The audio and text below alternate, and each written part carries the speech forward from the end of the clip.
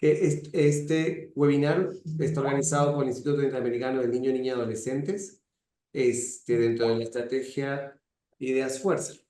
Hoy es un día especial porque estamos, yo diría que de festejo, de celebración, porque estamos conmemorando el natalicio del fundador, del doctor Luis Morquio.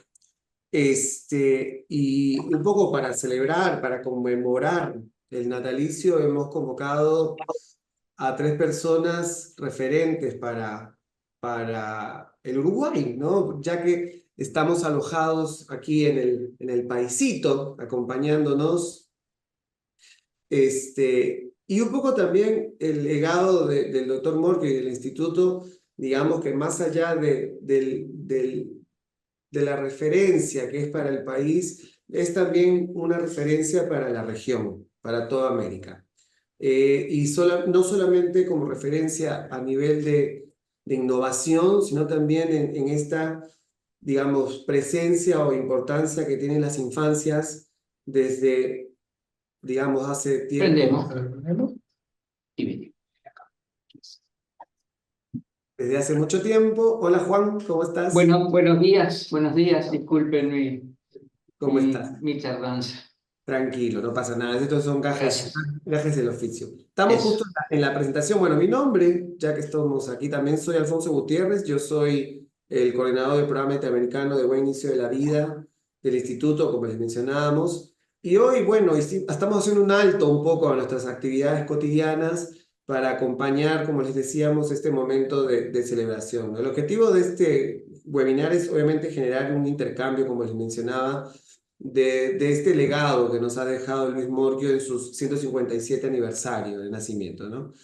Este, y no es menor que el instituto también está próximo también a cumplir sus 100 años de trayectoria, así que todas estas actividades también forman parte de un conjunto de acciones, estrategias que estaremos también generando de aquí al centenario de la fundación.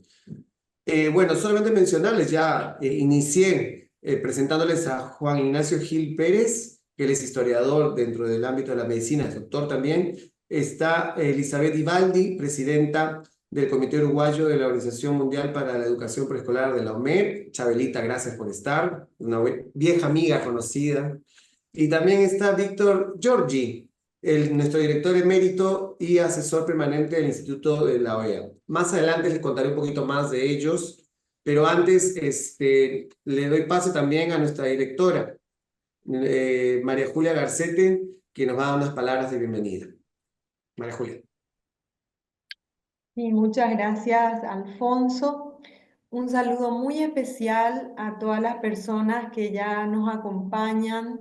Estoy viendo acá en lista personas de diferentes países, de Argentina, Paraguay, Costa Rica, Chile, Uruguay, por supuesto, Colombia, y realmente es una fecha conmemorativa para nosotros muy importante por ser el natalicio del fundador del Instituto Interamericano del Niño, Niña y Adolescentes. En ese sentido, yo quiero expresar, ¿verdad?, mi honra y mi gratitud realmente a todo el legado del doctor Morquio y también a la oportunidad que nos dan los estados, que nos da la vida y que nos da la infancia de este continente para estar al servicio de esta institución, de su visión, de su misión. Y muy especialmente agradecerle a nuestros tres invitados, como yo les decía en la preparación, tres notables uruguayos hablando de un gran uruguayo. Entonces, no más volver a agradecerles por eso, por hacerse ese tiempo, esta preparación para compartir con varios colegas que nos están acompañando y también con los que van a ver grabada esta sesión de este webinar, que no es por acaso, le llamamos Ideas Fuerza, y lo que queremos es justamente nutrir un poco desde la figura, desde el legado del fundador, esas ideas fuerzas que nos siguen acompañando día a día en nuestra labor al frente de las políticas públicas dirigidas a niñez y adolescencia en nuestra región. Y antes de darle ya la palabra a nuestro primer expositor, de las tablas de los derechos que nos legara Morquio, quiero leerles el, el numeral 9, porque es un poco el que más me resonó en este tiempo de preparación, en este tiempo de mirar con nuevos ojos también la obra de Morquio y camino a su año centenario. Derecho a la alegría. Reconocimiento sin retaseos de este derecho, en la vida familiar sin angustia económica, en la escuela activa, en el seno de la naturaleza, en la educación sin artificios, en la mesa con pan, en el hogar con lumbre. Derecho al aire y la luz, a la tierra en que se siembra, al fuego que calienta y al agua que purifica. Derecho a ser niño para ser hombre, a formar con cuerpo sano y alma limpia los obreros de la libertad, los arquitectos de la conciencia del mundo. Bien, y habiendo compartido con este numeral 9 de esta tabla de derechos, cederle la palabra ya a nuestros panelistas. Muchas gracias y sean todos bienvenidas y bienvenidos. Gracias, María Julia. La dinámica de estos webinares siempre buscan como que generar un diálogo, ¿no? Un diálogo que pueda propiciar que nuestros panelistas puedan entre ellos sentirse también en la posibilidad de poder intercambiar información, ideas, pero también, obviamente, la idea, la intención es poder escucharles también de primer plano y que también nuestras personas que están acompañándonos puedan generar las preguntas a través de los dispositivos que están establecidos. Las preguntas serán recogidas durante todo el proceso y se pasarán a manera también de disparadores para que ellos puedan también interlocutar y hacer este intercambio. Obviamente, para poder iniciar con la trayectoria de Luis Morquio, tenemos que también empezar a entender su trayectoria, ¿no? Su trayectoria como, dentro de la medicina y particularmente eso de la pedagogía. Y para eso, perdón, de la pediatría. Para eso, particularmente, Juan Gil nos va a dar un mayor alcance sobre ello. Juan es doctor en medicina en la UDELAR, historiador de la medicina, miembro de la Sociedad Uruguaya de Historia de la Medicina y miembro de la Asociación Uruguaya de Historiadores. Juan, te escuchamos con mucho placer. Bueno, muchas gracias por la confianza de la institución, tener esta experiencia enriquecedora para mí. Espero que lo que aportemos sea bueno para todos ustedes.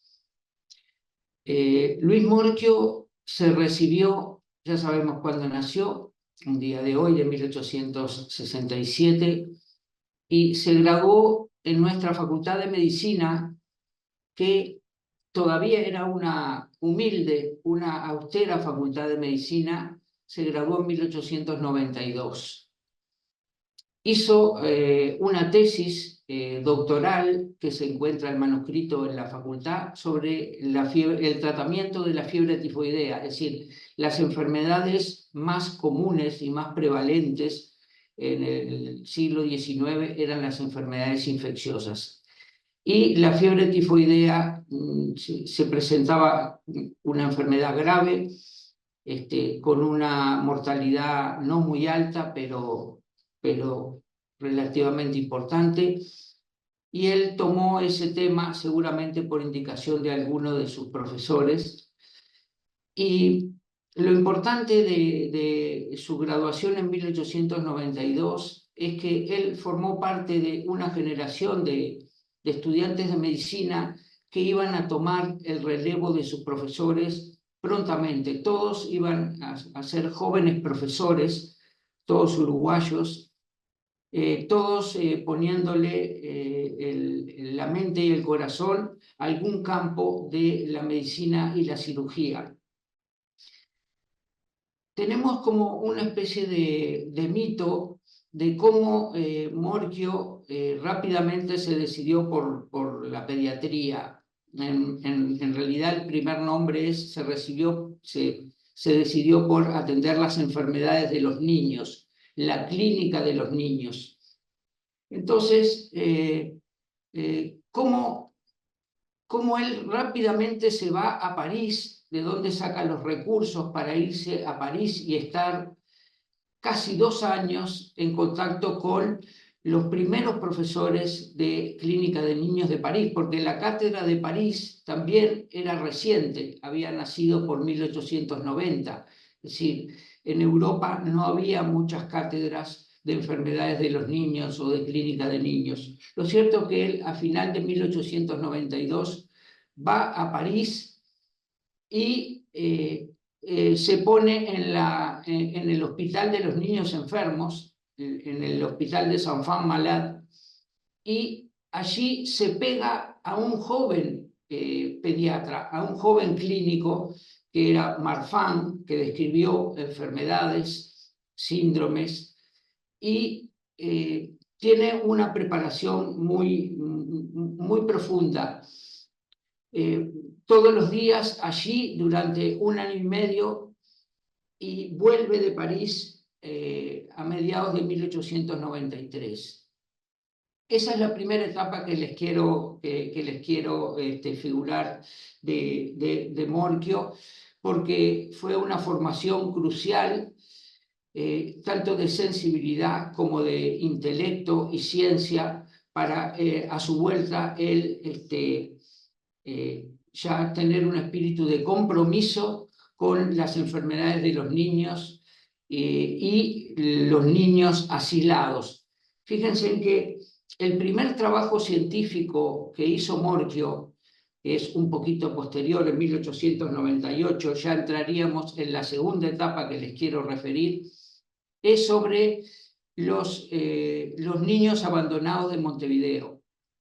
Y además lo publicó en París, es decir, sus vínculos con París ya hicieron que él pudiera mandar trabajos de Montevideo a publicar. Esto durante toda la vida de Morchio publicó trabajos, la mayoría en Montevideo, pero también publicó en París, lo cual lo iba convirtiendo en un referente de Uruguay o del cono sur del Río de la Plata para la clínica francesa.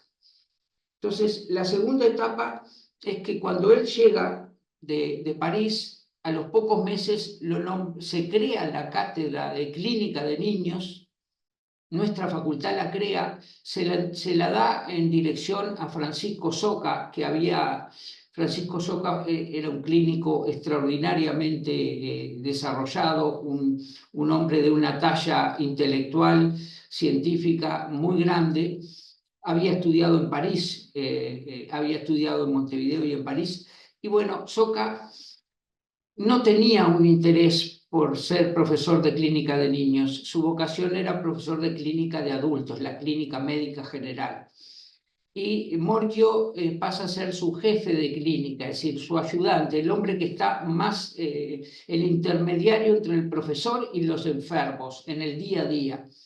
Y no se entienden, tal vez porque Morchio sí tenía una vocación profunda por dedicarse a los niños, y pasan los años y a Morchio lo van a nombrar profesor. el lugar físico donde Morquio empezó a desarrollar su vida de relación con los niños enfermos era la Sala San Luis del Hospital de Caridad. El Hospital de Caridad era nuestro hospital público, el único, y con el tiempo, a partir de 1911, va a llamarse Hospital Maciel.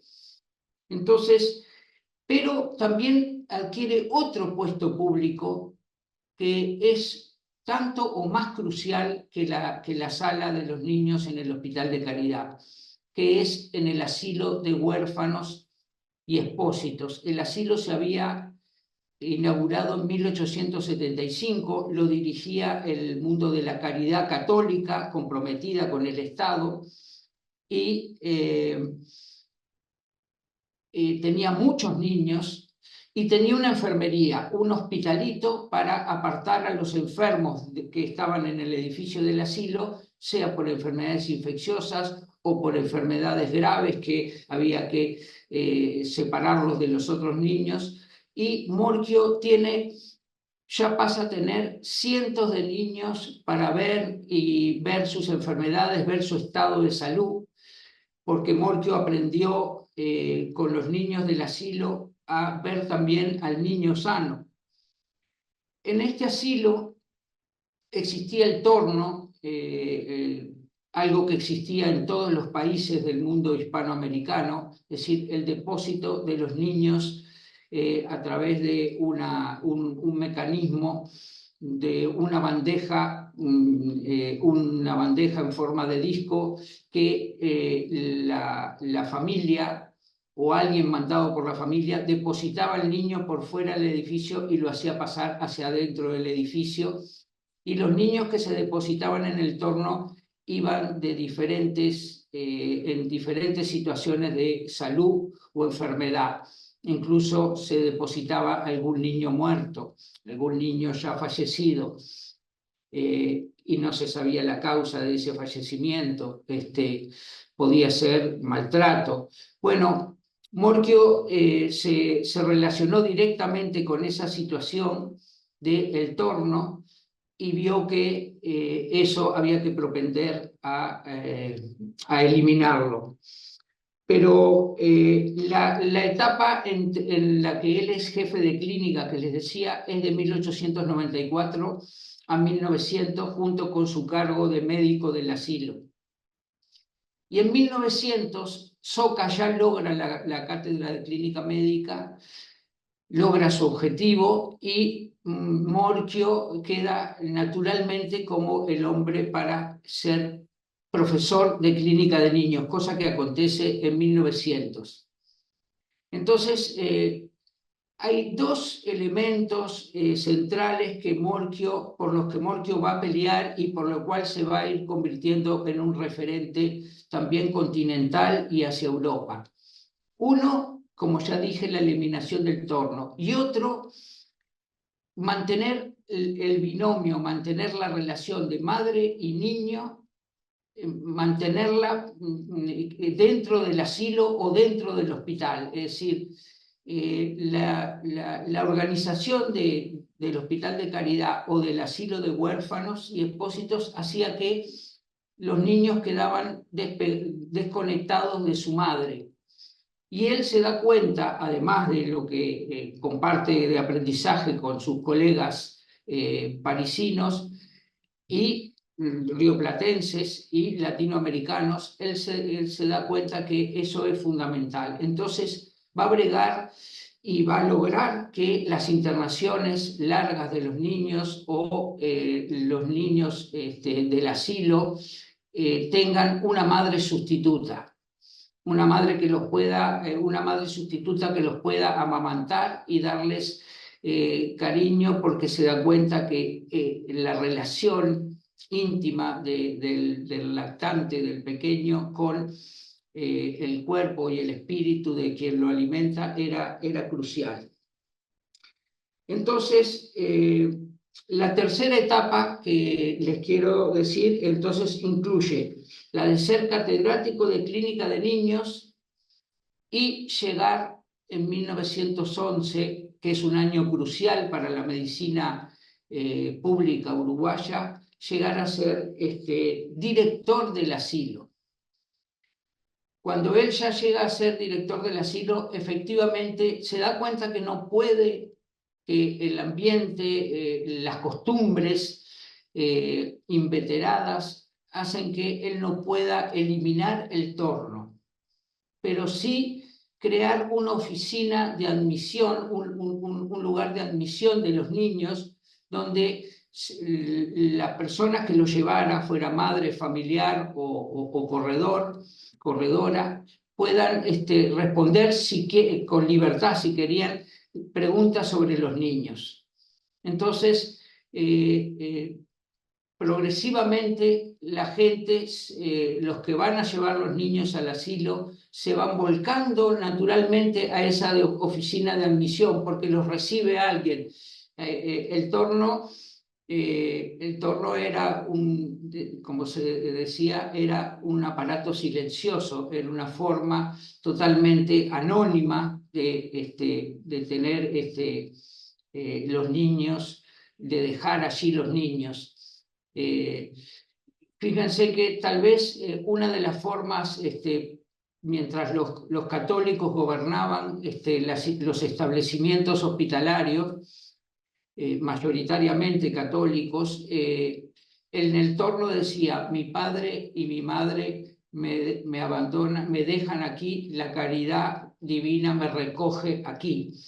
Es decir, que eso los católicos de alguna manera defendían ese servicio que ellos le daban a la sociedad, pero a costas de dejar la puerta abierta para que los niños se entregaran en el torno con diferentes problemas de salud, o, como les dije hace un momento, incluso fallecidos, niños muertos que los depositaban como para cortar ese sufrimiento, o dejar el niño para que otros se encargaran de él.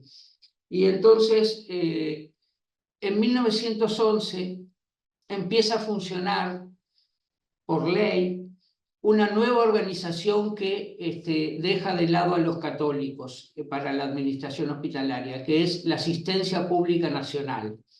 Esto fue una ley que votaron todos los partidos en el Parlamento de creación, y la Asistencia Pública Nacional dejaba atrás la Comisión Nacional de Caridad y Beneficencia Pública como gobernadora de los hospitales, administradores de los hospitales.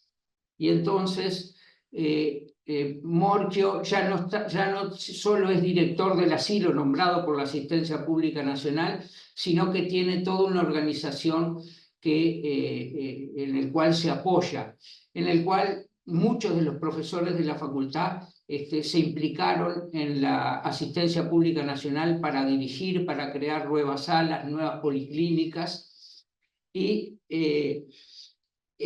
justamente, además de ser el director del asilo, que no lo va a hacer durante mucho tiempo, aunque sí va a seguir siendo médico del asilo, se acababa de crear, también por su empuje, un nuevo hospital público, que era el Hospital de Niños, que se había inaugurado en 1908. Entonces, Morchio lleva su cátedra del Hospital de Caridad a el Hospital de Niños Pereira Rosell, y allí sigue su enseñanza, su vocación pujante. Y la última etapa de Morchio es, rápidamente les digo que Morchio describió 2 enfermedades originales que fueron aceptadas por los científicos de Europa. Una enfermedad cardíaca congénita de los niños, y una enfermedad de los huesos, también congénita, que esta última se llama enfermedad de Morchio y tiene diversas especificaciones de la biología molecular hoy día. Es decir, Morchio clínicamente también fue un referente para sus colegas europeos. Por eso su prestigio no solo estaba en su compromiso con la salud y la enfermedad de los niños, sino que también lo estaba con la ciencia, con la clínica científica de los niños. Y todo este proceso donde Morquio se vuelve un referente muy importante culmina con la creación del Instituto Interamericano del Niño en 1927. Es decir, todos los pediatras de América apoyan el llamado de Morquio para crear esta institución, que es digamos, la última etapa consagratoria para él, pero donde se puede trabajar a un nivel continental sobre los problemas de los niños, compartir toda la información, las estadísticas, y eso, él fue el impulsor de eso, y ya en una etapa ya cercana a su muerte, pero lo logró. Logró que esta institución se creara, y él de alguna manera cierra un círculo de dedicación a la salud y a la enfermedad de los niños. Eh, Así que bueno, esto eran las etapas que les quería comentar, y después quedaremos eventualmente a la orden de cualquier pregunta. Genial, Juan, muchísimas gracias. De hecho, hemos escuchado muy atentamente las 4 etapas y definitivamente es inevitable pensar en el paralelismo, ¿no? En estos hitos que él fue desarrollando en su desarrollo profesional y en todo este legado que fue también gestionando, que muy gentilmente nos has graficado, ha sido bastante ilustrativo. Y también pensarlos en el ahora, ¿no? Sobre todo para muchos de los profesionales que estamos vinculados al tema de infancia, y vemos que esto no es un largo recorrido, ¿no? No son improvisaciones, son suertes, y también ver que muchos de estos mecanismos tampoco surgieron del deber ser. Y claramente algunos de los dispositivos también, que si bien has graficado bastante bien todo lo que es el análisis y la investigación que él hizo también del plano de lo clínico, definitivamente el hito que él pudo haber marcado en relación a mirar a las infancias de otro lado, seguramente en el ámbito de lo educativo, también nos han generado un antes y un después, por decirlo de una manera. Y seguramente quien nos va a poder graficar mejor esto es Elizabeth Ibaldi. Voy a comentar algunas de los logros de Elizabeth también, porque también es importante ahora justo hablar también de estos trayectorias y legados, ¿no? Ella es maestra en educación primaria, especializada en educación inicial, educación artística, gestión y supervisión educativa.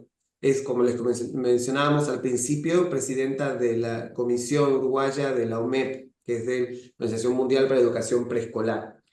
Ella ejerció como maestra de educación inicial en instituciones públicas y privadas. Desempeñó cargos de directora de jardín de infantes, inspectora de zona departamental, nacional de educación inicial e inspección técnica de educación pública. Fue consejera en el CODICEM de la ANEP, periodo 2016-2019, en representación por elección de la terna docente. Es autora y coautora de diversas publicaciones, entre ellas se destaca la educación inicial del Uruguay, en la casa cuna a la escuela elemental, de la casa cuna, perdón, a la escuela elemental, entre 1890 y el 1900. Definitivamente creo que va a ser una buena perspectiva. Elizabeth, te escuchamos. Bueno, muchísimas gracias por la invitación. Es un honor compartir esta celebración tan importante de la fecha de nacimiento de Morquio y la proximidad de los 100 años del instituto, ¿no? Y bueno, esta invitación seguramente surgió porque un día en una conversación informal con María Julia y Alfonso, acerca de esa investigación que Alfonso comentó, bueno, empecé a plantear algunos hallazgos que la investigación me dejó, que si bien no eran el objetivo de la investigación, analizar los vínculos entre Morquio y Enriqueta, cuando uno empieza a revisar documentos, aparecen otras cosas que quedan ahí como colgaditas. Pero bueno, vengo con esas cositas algo colgaditas para plantearles, bueno, cuál era la situación de la infancia en aquella época. Estamos hablando de dos personalidades contemporáneas, ¿no? Enriqueta Conti Riqué nació en 1886 en Barcelona, pero vino a los 6 años con su familia al Uruguay, a Montevideo. Luis Morquio nació un año después, 1867, y bueno, y transcurrieron ese fin del siglo XIX y el principio del siglo XX, trabajando ambos por temas de infancia. Cuando hablamos de infancia sabemos que hay una historia de la infancia, ¿no? Que se fue construyendo y que tiene que ver con el contexto y con cada época. Hay un autor italiano, Franco Fragoni, que plantea que ha existido un tránsito desde el niño adulto en miniatura al niño hijo y alumno, o sea, centrado en la familia y la institución educativa, hacia después el niño sujeto de derecho. Yo creo que aquí nos ubicamos en esta etapa histórica, en ese tránsito desde el niño visto como adulto en miniatura, al que había que esperar, bueno, que creciera para pensar en sus derechos o sus posibilidades, y desvalorizado por ser un adulto en miniatura, a un niño, hijo alumno, que bueno, que transitaba hacia ser un sujeto de derecho. Los años en los cuales yo, como maestra, porque no soy historiadora, yo tuve un año sabático en el año 2009, con apoyo del Consejo de Educación Inicial y Primaria, para hacer esta investigación, con el propósito de poder acercar a los estudiantes lo que no tuve en mi posibilidad, que era alguien que pudiera de alguna forma traducir el pensamiento de Enriqueta Conti Riqué a un lenguaje más contemporáneo.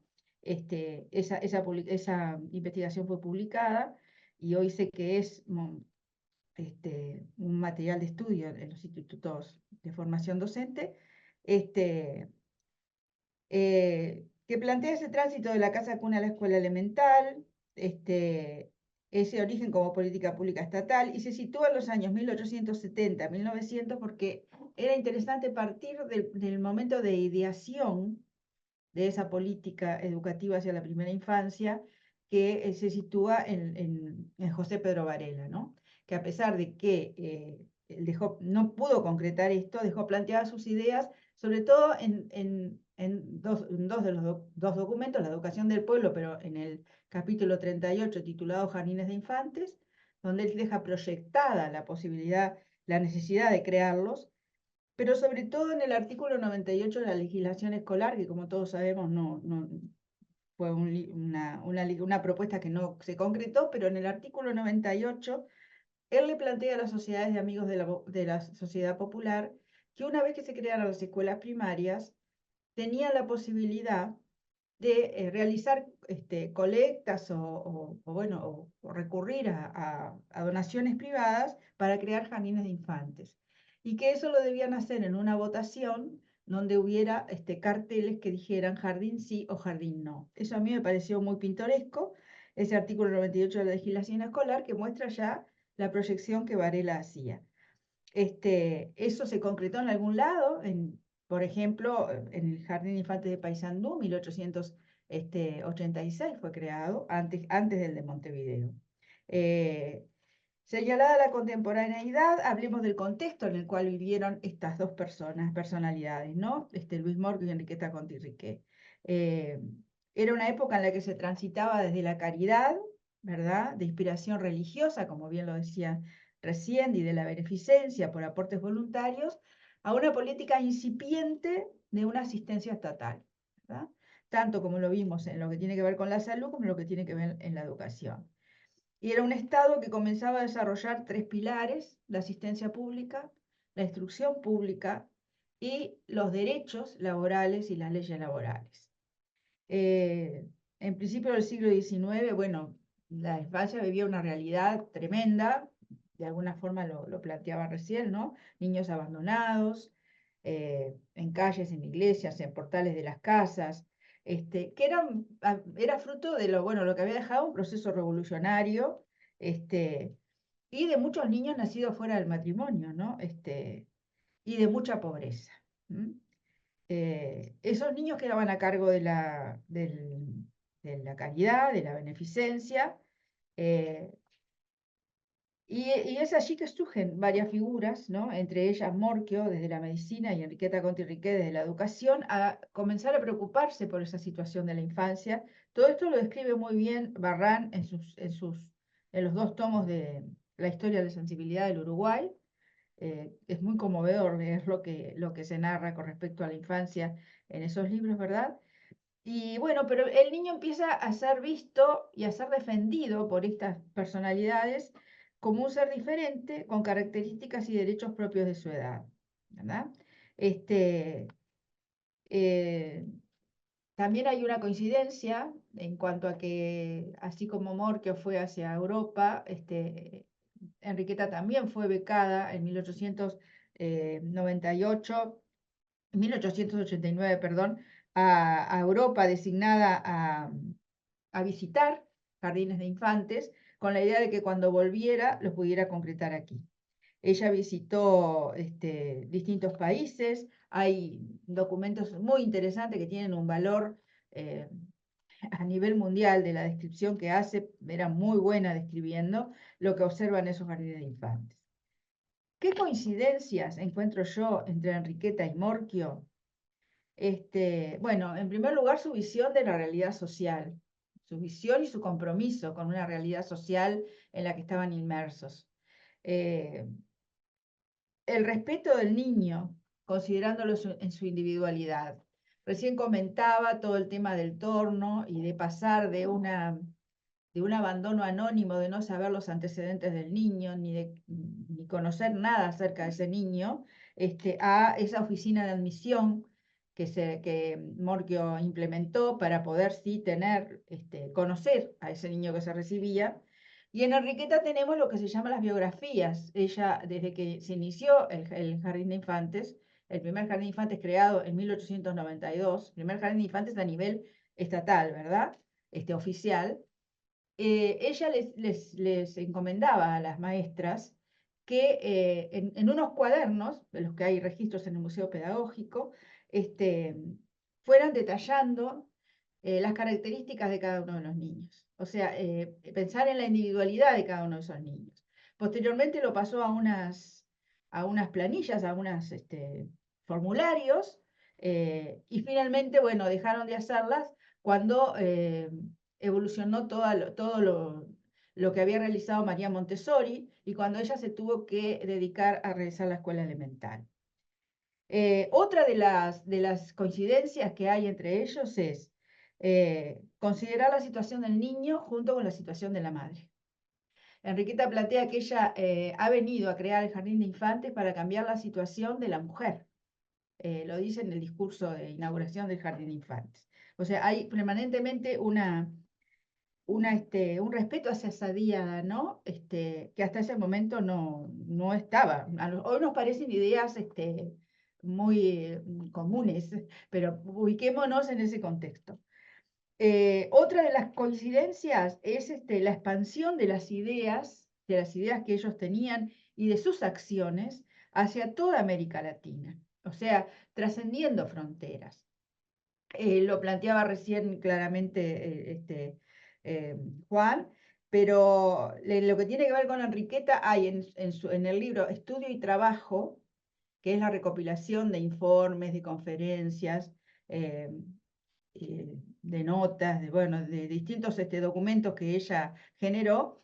Hay un informe a Chile donde claramente describe cómo funcionaba el Jardín de Infantes, es una joyita ese documento, pero además hay registro en distintos libros oficiales del jardín históricos de visitas de representantes de Brasil, de distintos países que venían a conocer y que con generosidad, muchísima generosidad, Enriqueta Conti Riquet compartía sus logros, sus ideas y lo que se iba avanzando por acá.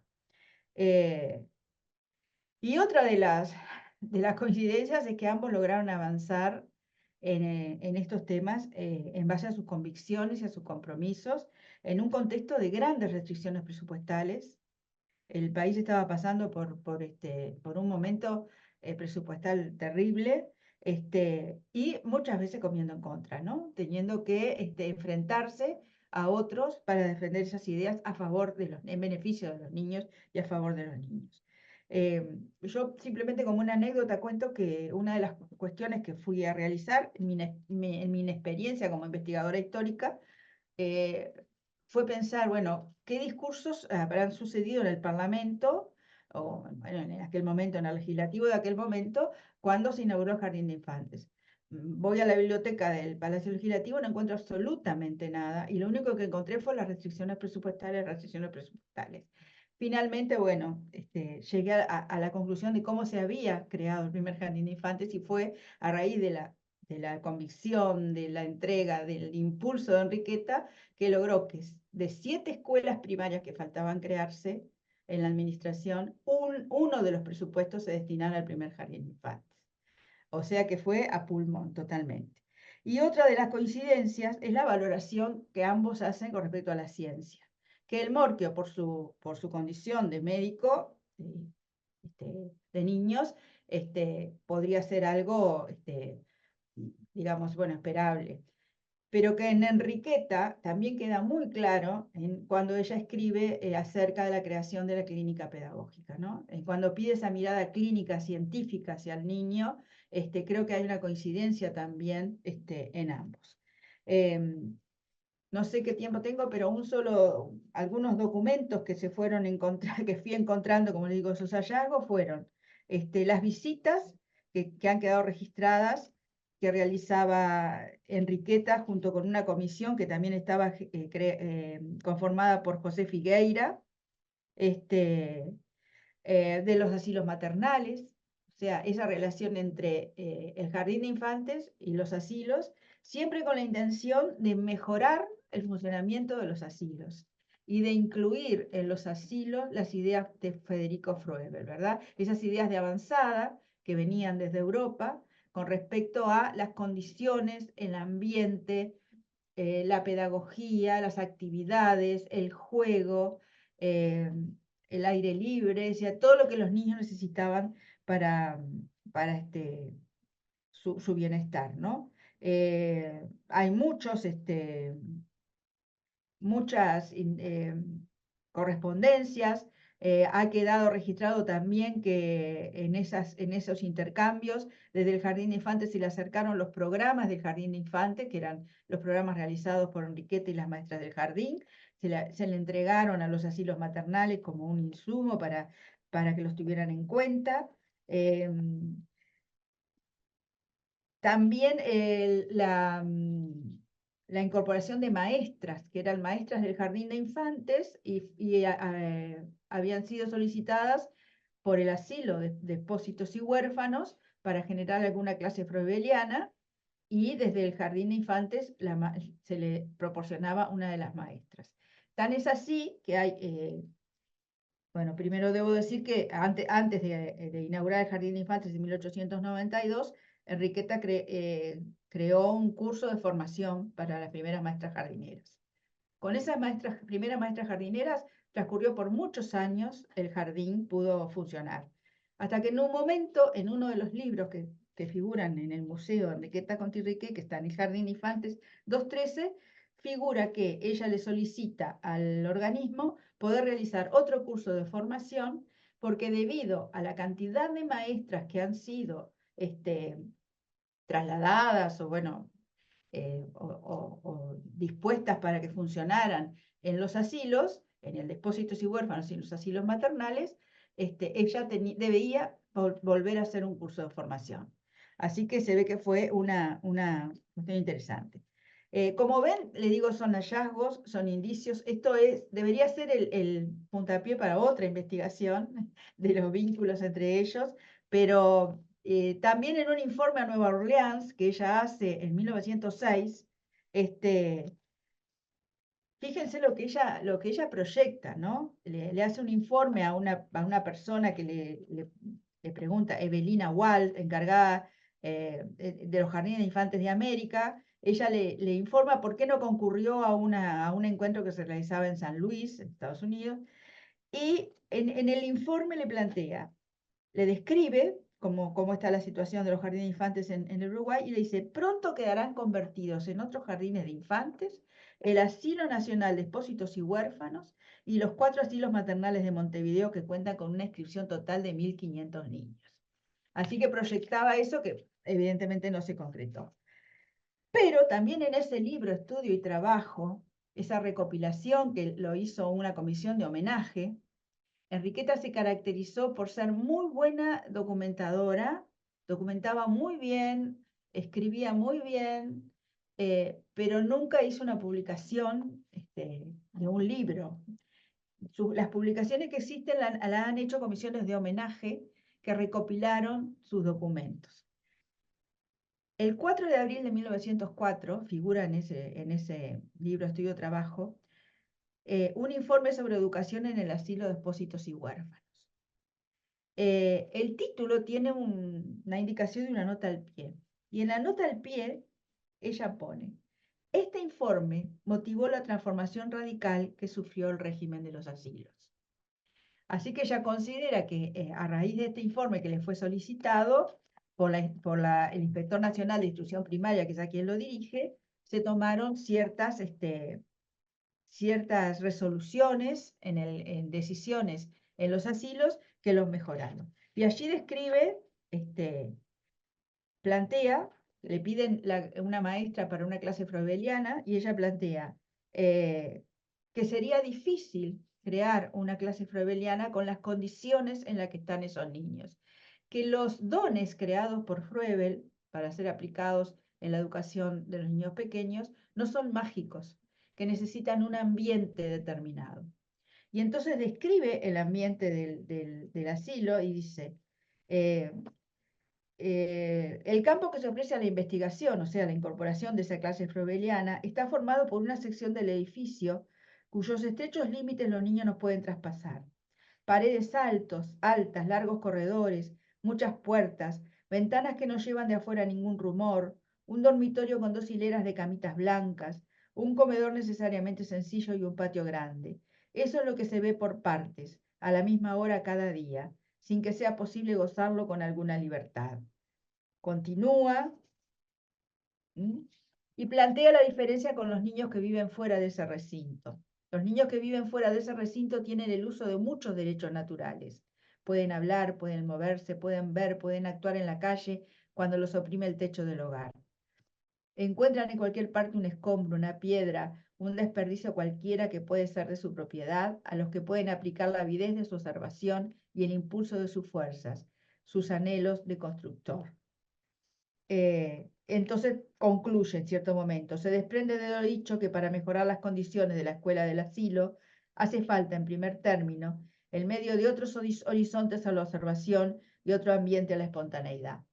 Entonces creo que esto es una muestra cabal de esa alianza que hubo entre Luis Morchio, dirigiendo el asilo de expósitos y huérfanos, y de Enriqueta Conti Riquet, dirigiendo el primer jardín de infantes, el Jardín de Infantes de Montevideo, para mejorar la situación de vida de los niños, no solo de los niños que concurrían al jardín, sino de estos otros niños, que eran los niños abandonados, los niños huérfanos, y en esa alianza creo que, como les digo, hay mucho todavía para investigar, pero me parecía interesante, y a Julia y a Alfonso también le pareció interesante, mostrar este encuentro en estos dos grandes de fines del siglo XIX.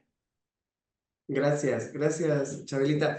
De hecho, algo que ella nos ha presentado, y de igual, digo, es interesante también porque nos ha facilitado también un poco después la guía, ¿no? Es el paralelismo y las convergencias que podrían tener ellos, tanto Morchio en este caso con Enriqueta, Comte y Riquet, relacionados a las diferencias, ¿no? Ella inició su presentación hablando de definir a los niños como seres diferentes, ¿no? Ya de por ahí nos habla, y vuelvo a insistir, nos interpela.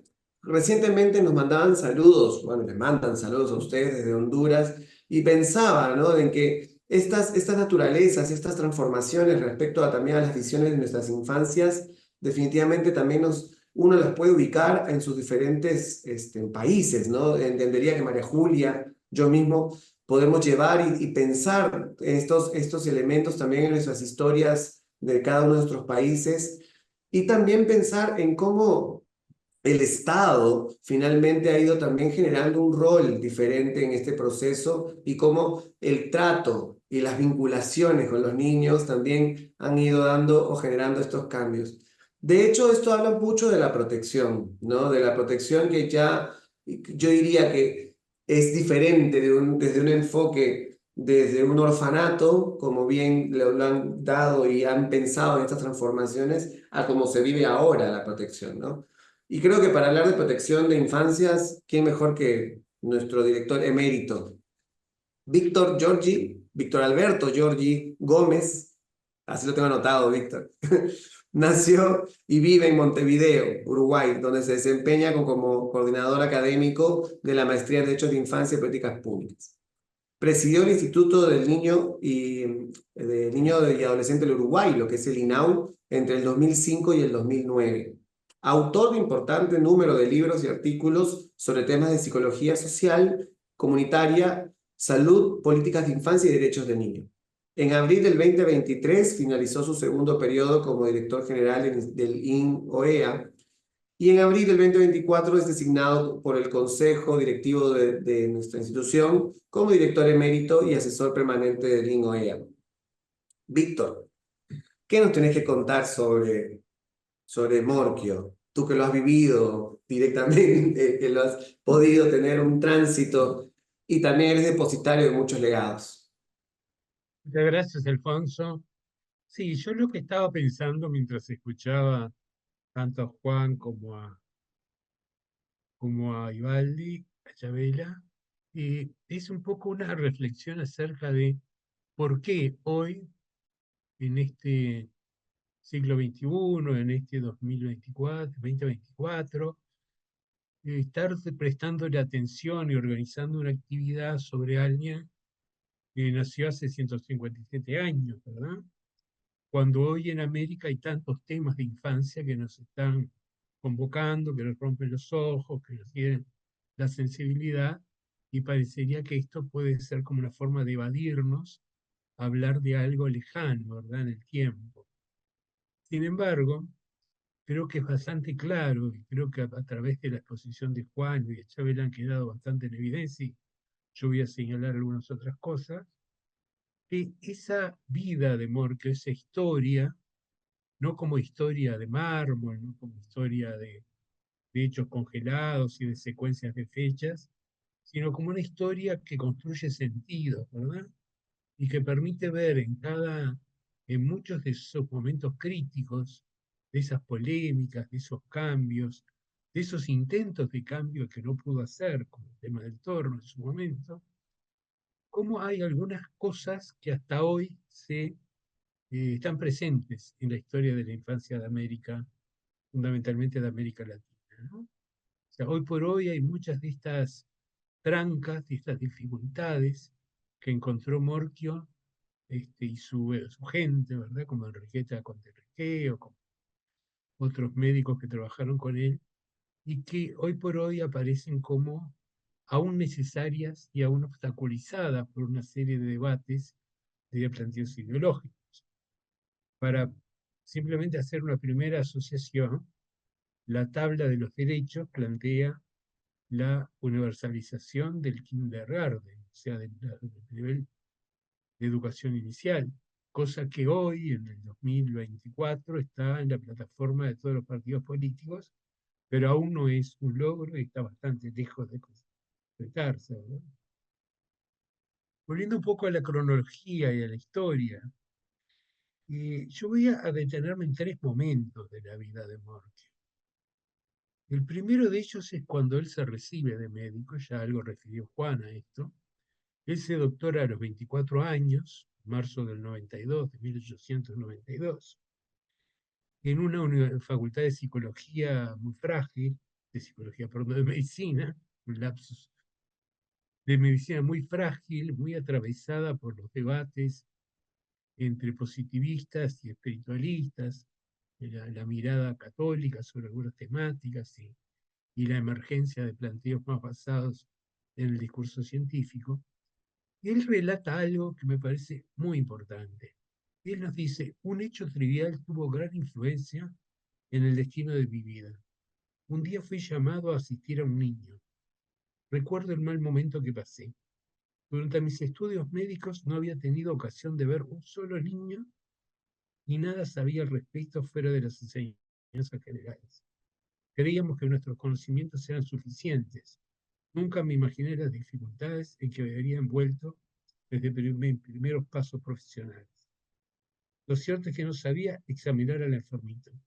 Me faltaba habilidad, tacto, lo que provocó la irascibilidad natural del niño. Lloraba, pataleaba, se defendía cuando yo me acercaba. No sabía examinar niños. Tampoco sabía interpretar sus síntomas ni realizar las indicaciones.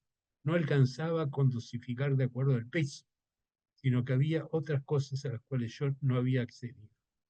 Esto me parece realmente una cosa re importante.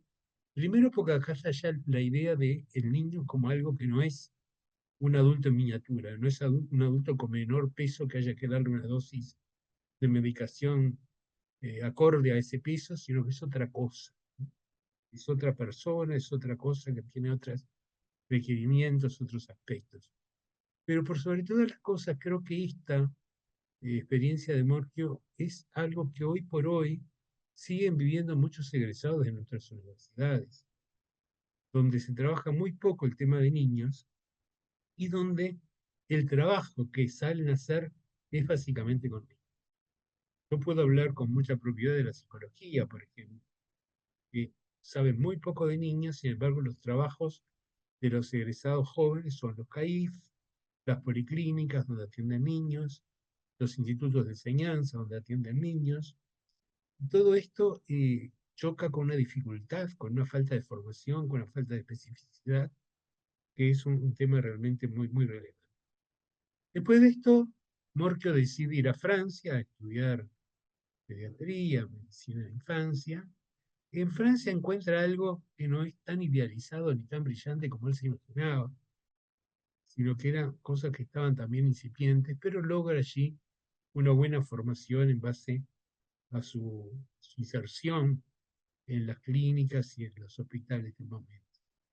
Retorna en el 94 y ahí él empieza a acercarse primero a la sala médica del Hospital de Caridad, posteriormente al asilo de expósitos y huérfanos como médico. Y ahí empezó a cuestionarse, ya más adelante, sobre 1900, que asume la dirección del asilo de huérfanos y expósitos, como el tema del torno, ¿no? Como el torno era un mecanismo que supuestamente estaba fundamentado en evitar el infanticidio. La idea era que si esos niños no eran colocados allí de esa manera anónima y rápida, esos niños iban a ser asesinados, muertos por sus padres que no sabían qué hacer con esos niños. Esto dio lugar a toda una elaboración en la cual el torno tenía un adentro y un afuera muy marcados. En el torno, hoy por hoy se sabe, por una serie de investigaciones, que muchos adultos que llevaban niños, que podían ser en su mayoría madres, pero también había parteras, había padres, llevaban y lo dejaban con algún tipo de señales, ¿verdad?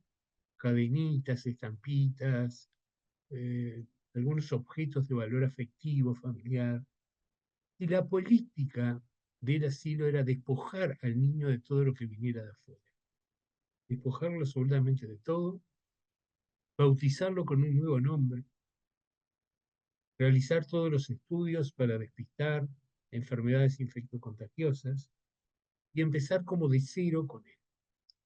Esto que Morquio cuestiona desde el punto de vista médico, ¿verdad? El por qué no tener antecedentes, evitarse esos periodos de cuarentena y de observación, tenía que ver también con una cuestión muy ideológica, y es librar a los niños de ese pasado que estaba vinculado al vicio, a la enfermedad, a la pobreza, a la ignorancia, ¿no?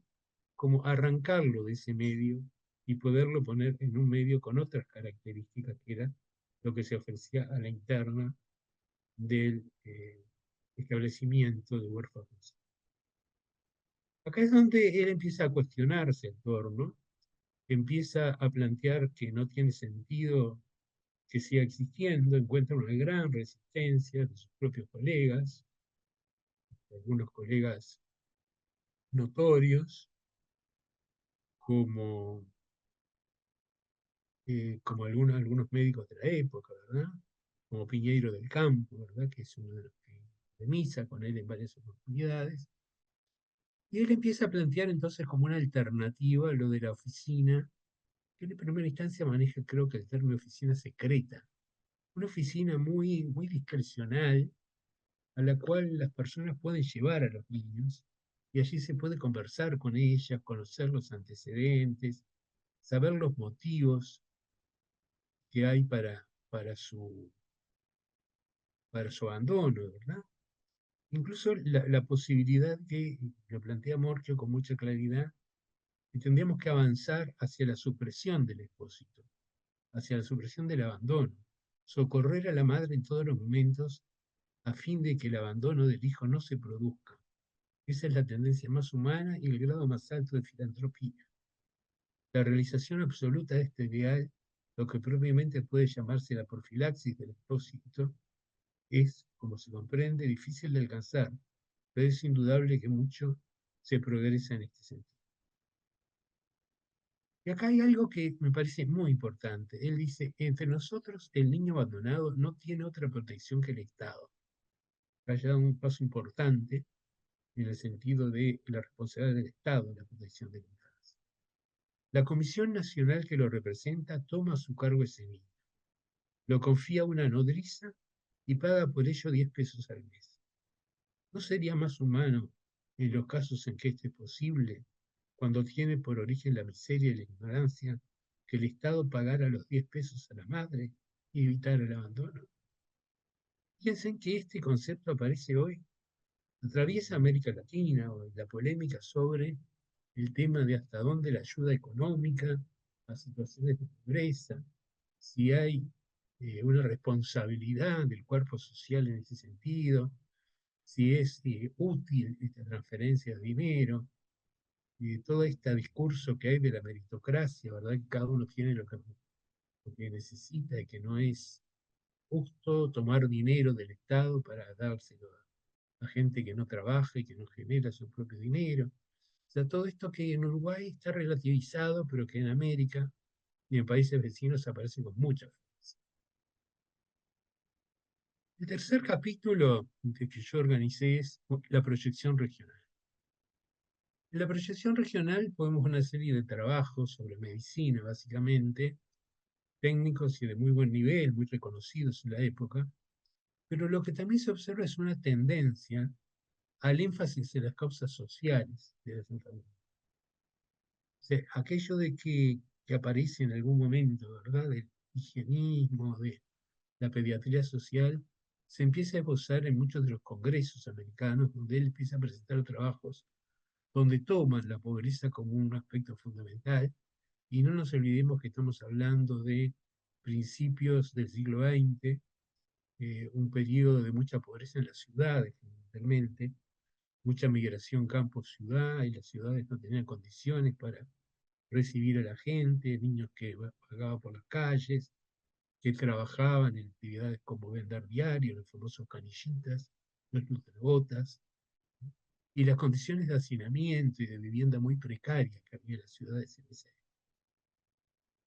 En el segundo Congreso Americano, realizado en Montevideo en el 17, ya estamos en 1919, perdón, Morque presenta una ponencia donde plantea la creación de una oficina internacional americana de protección a la infancia. Esta respuesta fue retomada en el tercer Congreso, Río de Janeiro en 1922, en el que se apoya la creación de esta oficina, una oficina semejante a la que existe en Bruselas, Y creo que estas expresiones que aparecen en el discurso, ¿verdad? Que aparecen acá, que aparecen cuando se habla de las publicaciones, lo semejante a lo que sucede en Europa. Es muy explícita la idea de tomar las enseñanzas europeas para hacer un modelo americano de protección a la infancia.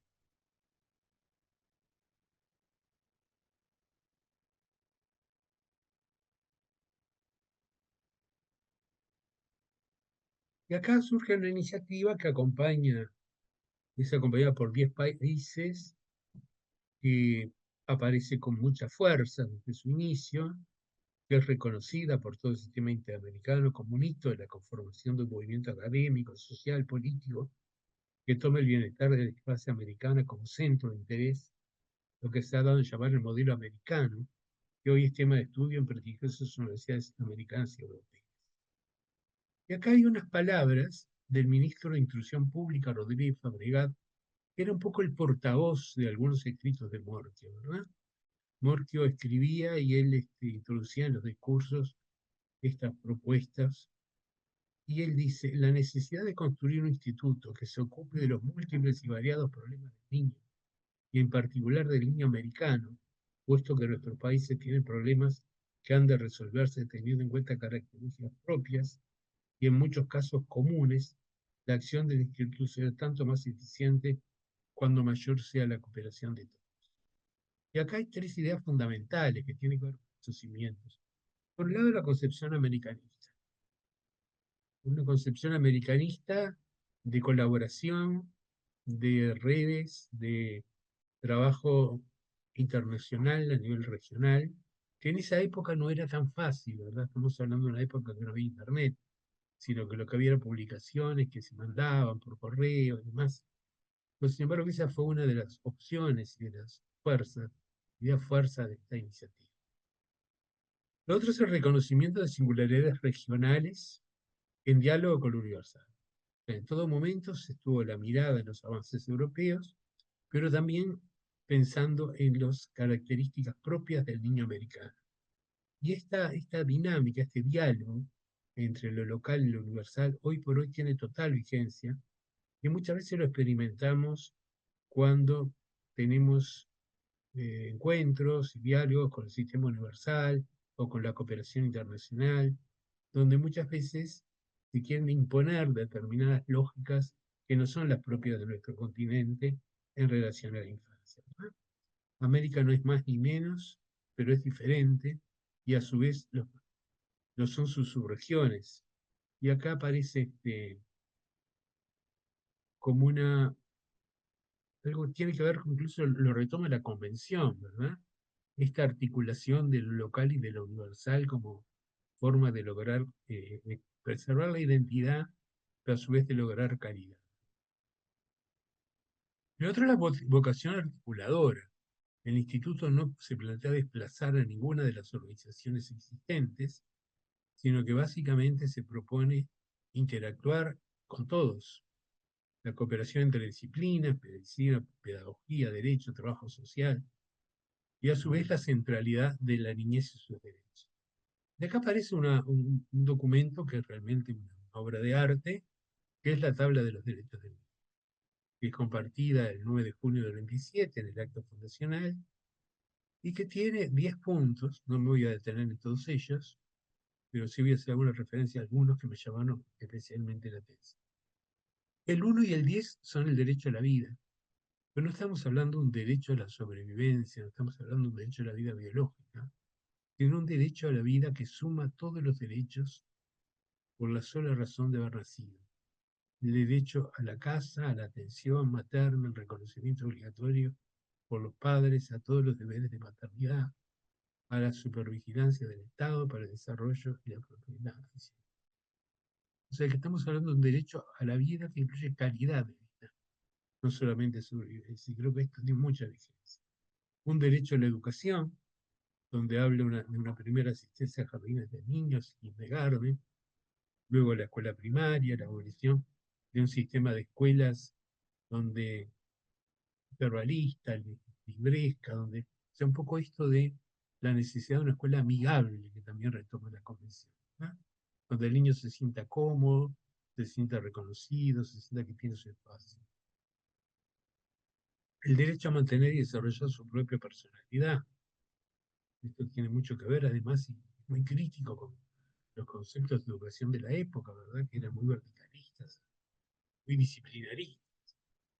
El derecho a la nutrición completa, el derecho a la madre a criar a su hijo, seguro del Estado para las madres sin recursos, servicios de gota de leche, instalación de merenderas, etc.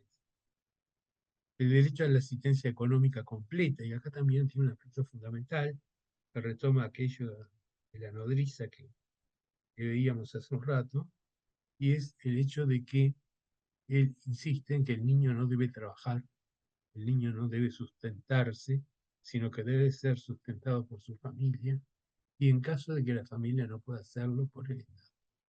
Este es un concepto muy central y muy vigente. También hay un derecho a la consideración social, donde él cuestiona la distinción jurídica entre hijos legítimos y hijos naturales, cosa que recién se logró avanzado en el siglo XX, ¿verdad? El derecho a la alegría, a la cual ya se refería la directora.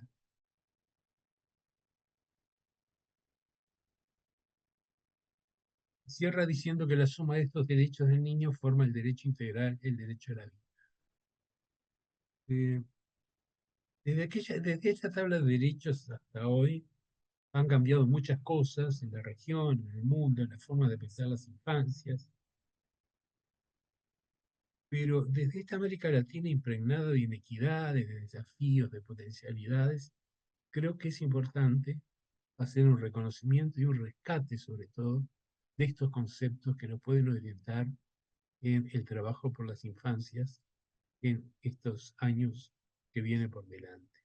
Por eso me permito parafrasear a Paco Spínola cuando dice: ha llegado el momento de hacer por los niños, niñas y adolescentes de América algo más que amarlos.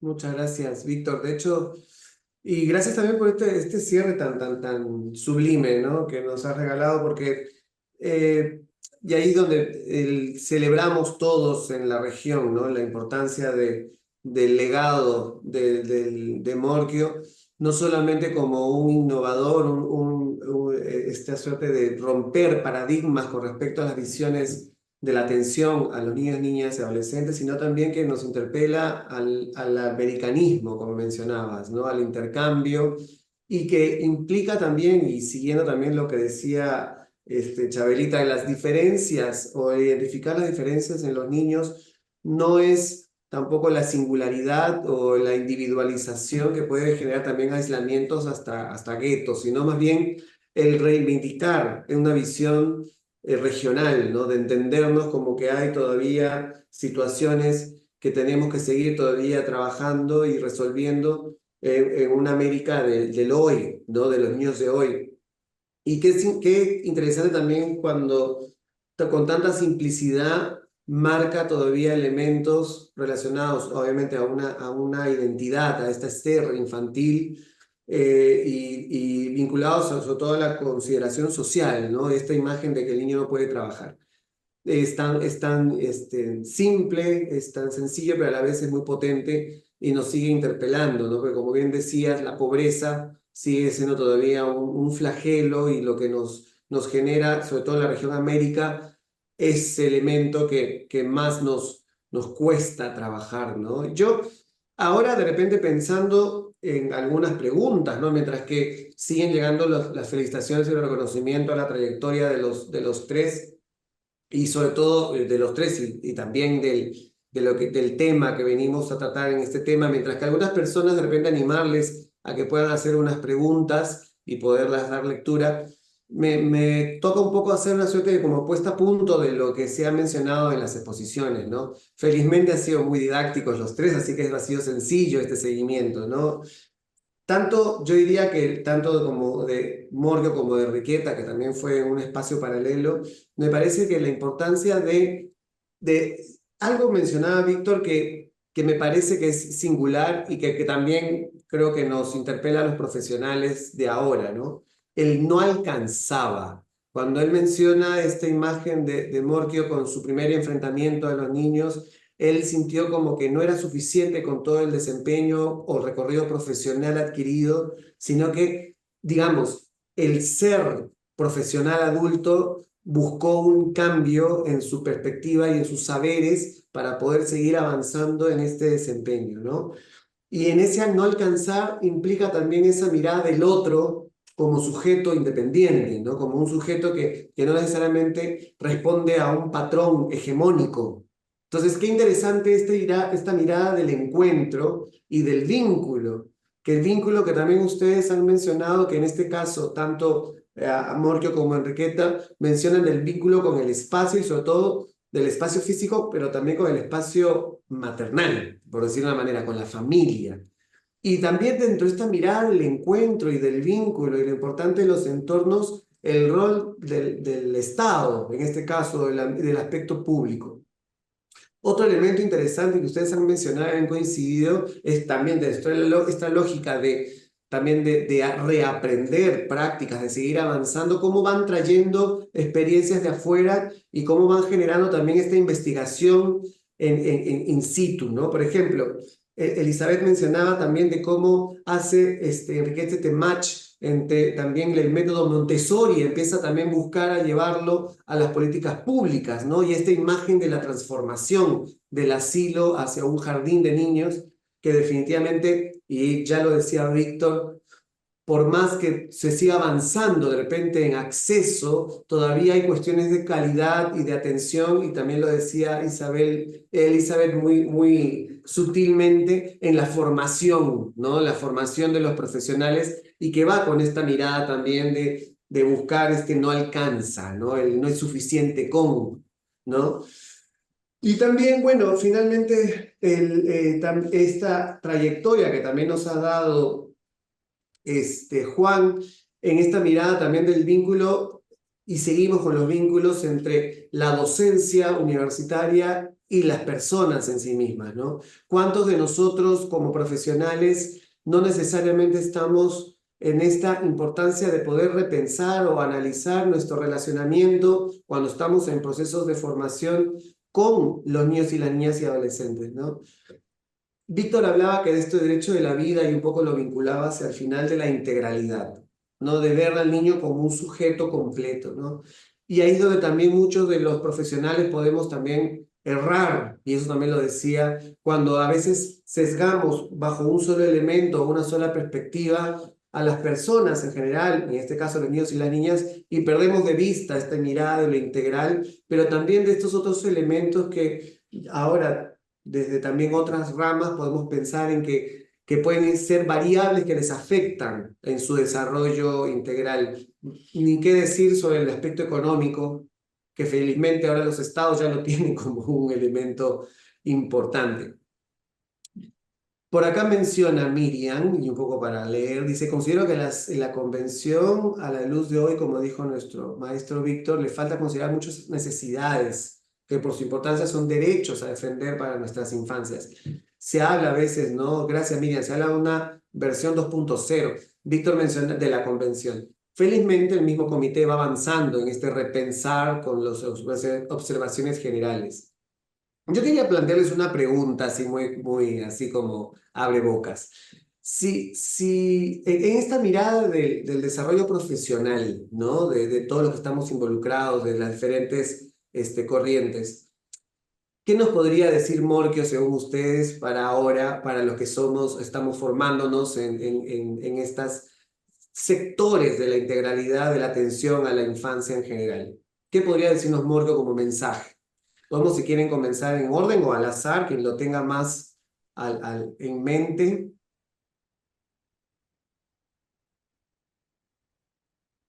Yo creo que una cosa que nos diría es de que apostemos a darle un soporte a la madre, es decir, que a la principal cuidadora del niño pequeño. Entonces, que eso él lo decía explícitamente, Víctor lo nombró, es decir, no paguemos a una nodriza, démosle esos pesitos a la madre. Pero hoy, con nuestro aparato del Estado, que es mucho mejor y más desarrollado que en aquella época, poder hacerle un soporte diverso, de distintos puntos de vista a la madre, que justamente va a ser la madre de varios niños hoy día. Las madres humildes, las madres pobres, son madres de varios niños, no, en general no solo de uno. Pero no, es decir, soportemos y démosle un apoyo a la madre.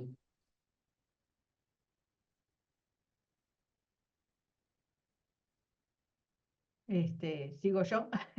Yo creo que fue una de las cosas que a mí me sorprendió más cuando uno está, y por mis cargos he estado en reuniones y en espacios de coordinación intersectorial e interinstitucional, y encontrarme con que a fines del siglo XIX, principios del siglo XX, ya existía este diálogo y que todavía estamos teniendo que concretarlo. Me parece que lo que nos dirían Morque, nos dirían Enriqueta, es aceleren un poco, porque el niño no puede ser visto como por partes. Necesita una mirada integral, y creo que la educación y la salud, y ellos creo que lo creían también, son fundamentales para esa mirada integral, esa atención integral y esas respuestas integrales. Yo me imagino a Morque y Enriqueta diciéndonos esto. Y seguramente estarían juntos, Estarían definitivamente. juntos diciéndonos esto. Con certeza, con certeza. Yo comparto totalmente esto que plantea Juan en cuanto a la importancia de las madres y lo que plantea Chavela, pero yo le agregaría otro elemento, ¿no? Y es que en 1927 en América no existían otras organizaciones que se encargaran de infancia. Hoy existen muchas, tanto por el lado de sociedad civil como por la propia OEA, ¿verdad? Por Niños Sur, o sea, hay todo un montón de organizaciones. Entonces, el tema de la cooperación, de la no competencia y de la cooperación, se complejiza sin duda. Creo que es un mensaje muy fuerte y muy importante, porque muchas veces incluso el INA ha sido un tanto cuestionado por sus cercanías con el comité o con sociedad civil o con Niños Sur, ¿verdad? Que no es sistema interamericano, en fin. Esa cosa de celos que a veces existe, que creo que es muy claro el mensaje de Morquio en el sentido de sumar, articular y crear consenso para poder avanzar.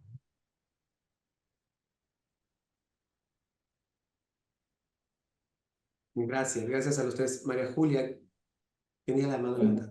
Sí, no, yo quería sumar nomás en esta reflexión, escuchándole a estos tres grandes referentes que nos acompañan hoy y, y agradecer de nuevo, porque realmente nos dan una mirada de un legado y en el cual asumimos, digamos, todos, y miro también la lista de personas que están conectadas escuchando, y digo, esa posibilidad de ir sintiendo y motivándonos en ese mayor compromiso y realmente en este proceso más desafiante que para mí es lo que justamente los tres nos decían. Por un lado, esa claridad que Juan nos habla del apoyar a la madre, el binomio madre-hijo, ¿verdad? Y me impacta la sensibilidad de Morquio como varón también en aquel tiempo, de cara a este tiempo, ¿verdad? Como las masculinidades en ese entendimiento de su rol de proteger la vida, de cómo también hacerle ese lugar y esa sensibilidad. Me parece muy insoslayable eso, ¿no? Y por otro lado, esto que nos decía Chabela y rescataba de esa alianza de Enriqueta y de Morquio en todo lo que tiene que ver con las dimensiones del desarrollo del niño y del ser humano, ¿no? Y por último, esto que nos decía Víctor de el sentido de cooperación y ese sentido de aunar esfuerzos y de no competencia, porque a veces en esta mirada y en este accionar que tenemos, tanto desde los estados como desde los organismos de cooperación y de la sociedad civil, perdemos esa mirada, ¿no? De cooperación, de integrar, y a veces perdemos el impacto por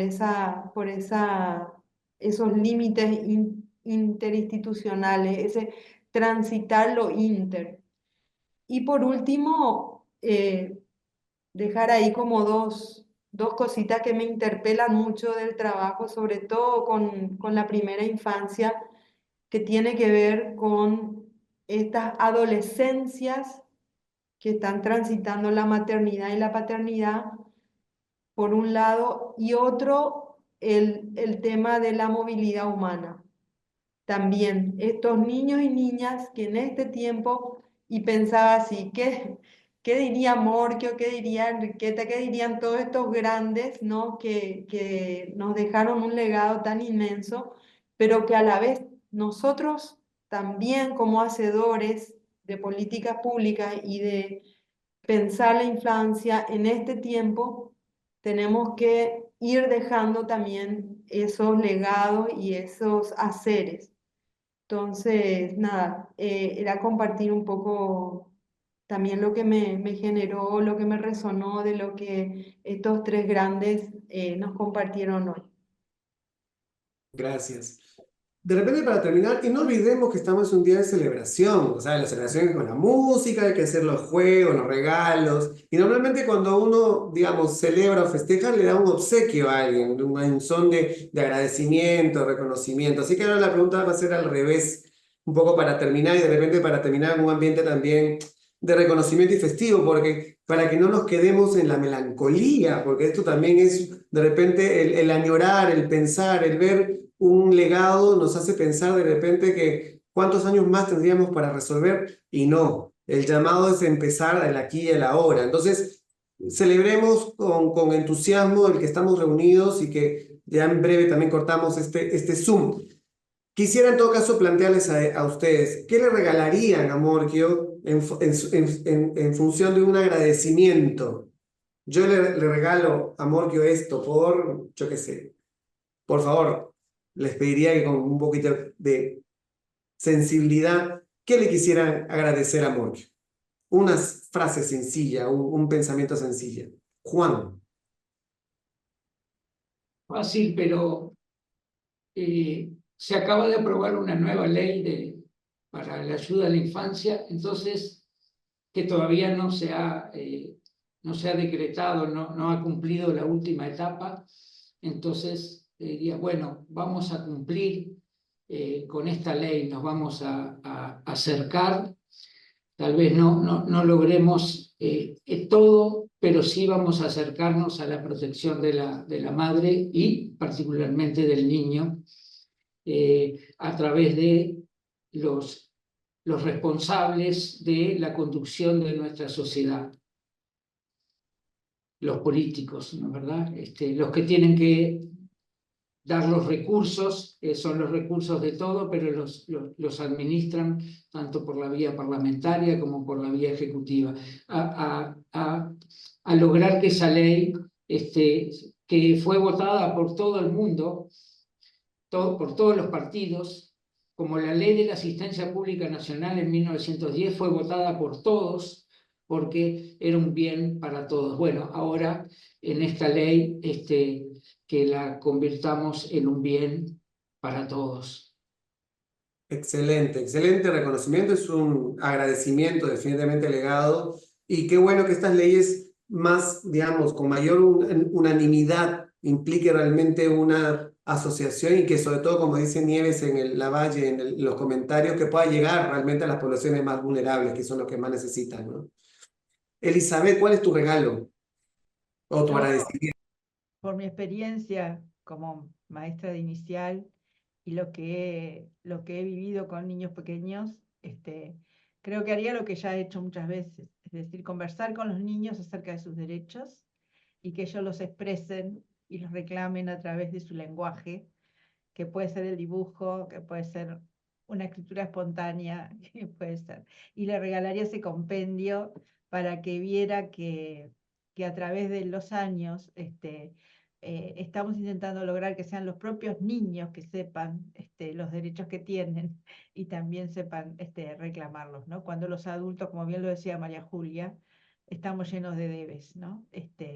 Haría eso porque lo hice para el debate educativo cuando la ley de educación antes del 2008 y fue un proceso muy lindo que hicimos en la Inspección Nacional, yo ocupaba ese cargo, recogimos cosas muy interesantes de los propios niños pequeños. Así que les daría la palabra a ellos para que se comunicaran con Morquio. Excelente, para y con los niños, que es el mensaje, que es el agradecimiento finalmente que también le podemos dar a Morquio. Gracias, Elizabeth.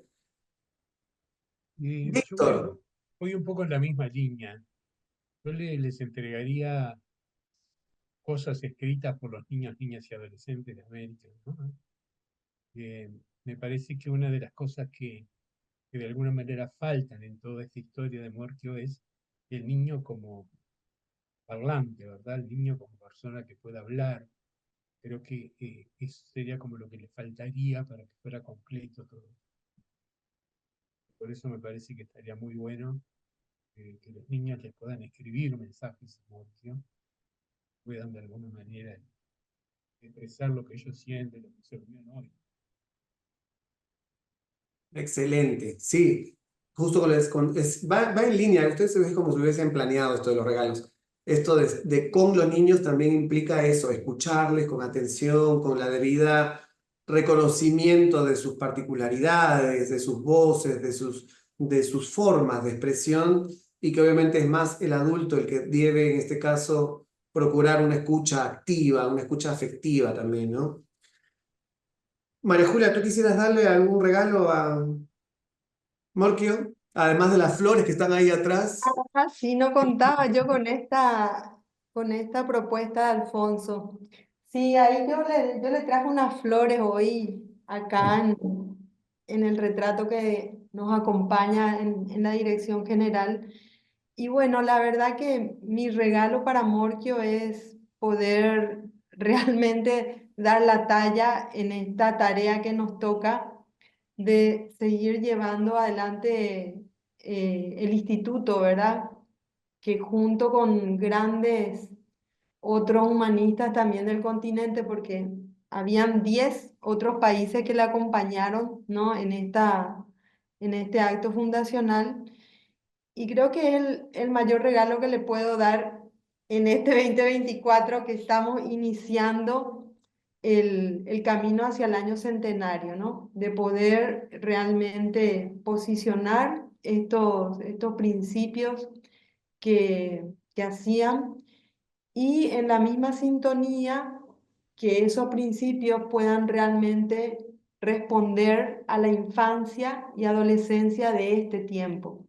Y ahí no hay otro camino que, como decían Juan, como decía Elizabeth y Víctor, es el apoyo en primer lugar a la familia, a su núcleo, a su primer entorno y luego darle voces y poner también toda nuestra disposición para escucharlos. Y creo que empezamos bien la gestión porque una de las primeras cosas que el año pasado en nuestro plan de acción hicimos fue incluir justamente un programa que aloje un poco todo este buen inicio de la vida. Y creo que si seguimos abonando a esos buenos inicios de la vida, realmente vamos a poder contar con esos hombres, como decía ese punto 9 de la tabla, obreros de la libertad y arquitectos de la conciencia del mundo. Y eso me eriza la piel realmente de lo que decía Morquio y esa visión de formar a una nueva humanidad que está en camino con una conciencia planetaria. O sea, realmente a mí me parece la obra de Morquio muy grande porque tiene tanta vigencia en este momento, planetariamente hablando, en este instante, cuando escuchamos del cambio climático, cuando escuchamos de tantas cosas que están pasando en el mundo y cómo poder forjar a ese niño, a esa niña para ese tiempo, para este mundo que estamos. Entonces, nada, ese es mi regalo para Morquio, el compromiso de seguir adelante con mucha motivación al frente del instituto y agradeciéndole muchísimo realmente a cada una de las personas que le dedican su tiempo, que le dedican su sentipensar, así como Juan, como Chabela, Víctor y todos los que nos acompañaron de diferentes países en este webinar y los que van a escucharlo también grabado, que tengo certeza de ese interés. Gracias. Gracias, directora. De hecho, haciendo gala de las últimas palabras, primero, antes que nada, agradecerles enormemente los tiempos de Elizabeth, de Juan y de Víctor. Sabemos que sus agendas son apretadas, pero nos encantó escucharles, porque definitivamente es un hito, ¿no? Es un buen pensarnos de lo que venimos haciendo y hacia dónde vamos. Siempre es bueno un refrescar un poco nuestras ADNs también, ¿no? Y bueno, y siguiendo lo que dijo María Julia también de obreros y arquitectos, hay que agradecer al equipo de comunicaciones que es el backstage de todo este proceso. Sin ellas definitivamente no podríamos desarrollar estas iniciativas. Finalmente, yo diría, y eso también invitar a la gente que está conectada, estando en otras regiones, invitarles a buscar a su Luis Morquio en cada uno de sus países. Definitivamente debe haber personas como ustedes, como nosotros, que seguimos pensando y han marcado hitos. ¿Quién sabe? Hasta puede ser una campaña. Se la tiro ahí a la directora. Busquemos más Morquios en la región, de antes y de ahora, porque definitivamente esas son las personas que nos van a ayudar a seguir construyendo y fortaleciendo nuestras infancias y adolescencias. Sin nada más que decirles, agradecerles una vez más y bueno, y nos despedimos hasta otra ocasión. Gracias. Gracias, muchas gracias. Muchas gracias. Muchas gracias, Sara y a Elvira, desde Comunicación.